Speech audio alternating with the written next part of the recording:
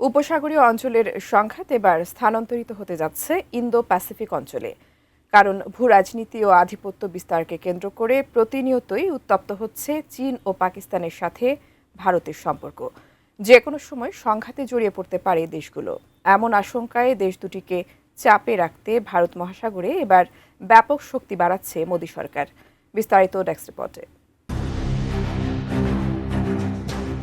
বদলে যাচ্ছে Indo Pacific অঞ্চলের সমীকরণ। ভূ রাজনৈতিক আধিপত্য, অর্থনৈতিক করিডোর, সামুদ্রিক নিরাপত্তা ও সীমান্ত বিরোধ নিয়ে ক্রমেই উত্তপ্ত হচ্ছে চীন, পাকিস্তান ও ভারত সম্পর্ক। এরই জেরে ভারত মহাসাগরে ব্যাপক উপস্থিতি বাড়িয়েছে চীন ও পাকিস্তান। বসে নেই নয়াদিল্লিও। পাকিস্তান ও চীনকে রুখতে আরও শক্তিশালী সামরিক পদক্ষেপ নিচ্ছে মোদী সরকার।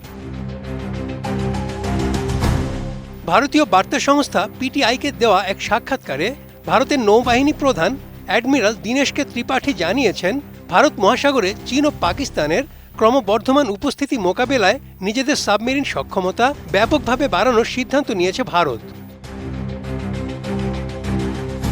নৌবাহিনী প্রধান আরও বলেন, ভারত মহাসাগরে কৌশলগত প্রতিদ্বন্দ্বিতা ও বাইরের শক্তিগুলোর উপস্থিতি দিনকে দিন বাড়ছে। এ বিষয়ে পুরোপুরি সতর্ক রয়েছে নয়াদিল্লি। এই অঞ্চলে বাইরের শক্তির ক্রমাগত উপস্থিতি তাদেরকে সহযোগিতার যুগ থেকে তীব্র প্রতিদ্বন্দ্বিতার যুগে নিয়ে যাচ্ছে। কোয়ালিটি সম্পন্ন আন্তর্জাতিক মানের still bar CSRM, committed for better still. সাম্প্রতিক বছরগুলোতে ইন্দো প্যাসিফিক অঞ্চলে চীন পাকিস্তানের যৌথ তৎপরতা উল্লেখযোগ্যভাবে বেড়েছে। সম্প্রতি পাকিস্তান নৌবাহিনীতে চীনের তৈরি 4টি আধুনিক ডিজেল ইলেকট্রিক অ্যাটাক সাবমেরিন যুক্ত হয়েছে, যা চীন ও পাকিস্তান উভয় দেশের সেনাবাহিনী এ তথ্য নিশ্চিত করেছে। এ প্রসঙ্গে অ্যাডমিরাল ত্রিপাঠী বলেন, ভারতীয় নৌবাহিনীর সক্ষমতা বৃদ্ধিতে সরকার প্রজেক্ট 75 ইন্ডিয়া নামে একটি বড় প্রকল্প হাতে নিয়েছে।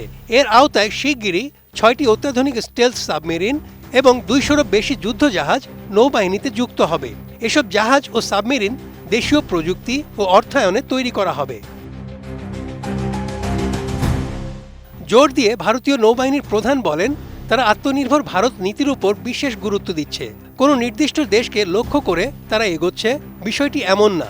তাদের একমাত্র লক্ষ্য ইন্দো প্যাসিফিক অঞ্চলে ভারতের ন্যায্য স্বার্থ সুরক্ষা করা এবং এই অঞ্চলকে একটি স্থিতিশীল, মুক্ত, খোলা ও অন্তর্ভুক্তিমূলক এলাকা হিসেবে গড়ে তোলা।